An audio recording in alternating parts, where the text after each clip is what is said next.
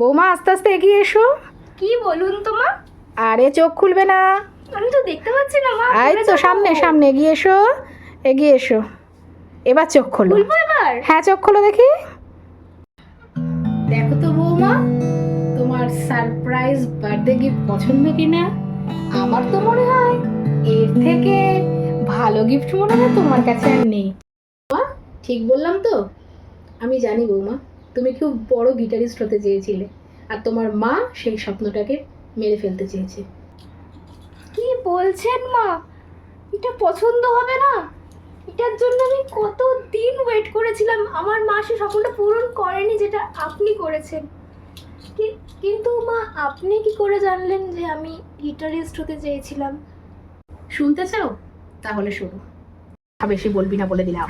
এই ভালো সম্বন্ধটা যদি হাতছাড়া হয়ে যায় না, তোকে বাড়ি থেকে বের করে দেবো। একদম চুপচাপ মুখ কর, হাসি মুখ কর, এ হে এরম করে মুখ কর, এ হে এরম কর। এইবারেও আমার স্বপ্নটা পূরণ হলো না। আমি বলতে গিয়েও বলতে পারিনি। শুনলে তো কেন আমি চেয়েছিলাম যে তুমি একজন গিটারিস্ট হও। আসলে তোমার শাশুড়ি মারও খুব ইচ্ছে ছিল বড় হয়ে গান শিখবে, কিন্তু শিখতে পারেনি। তাই ভাবলাম বৌমাকে স্বপ্ন পূরণটা করাই, তাই জন্যই তোমার স্বপ্ন পূরণ করতে চলে গেলাম। সে যাই হোক, পুরোনো কথা বাদ দাও। এখন চলো, নানুর নাচের ক্লাস যেতে হবে তো, লেট হয়ে যাচ্ছে তো। না হলে তোমার বন্ধু আবার কিন্তু আমার ওপর রেগে যাবে। দেখো বৌমা, আমি কিন্তু গিটার কিনে দিলাম, আমাকে কিন্তু কষ্ট দিও না। আরে জমিয়ে মজা হবে, চলো।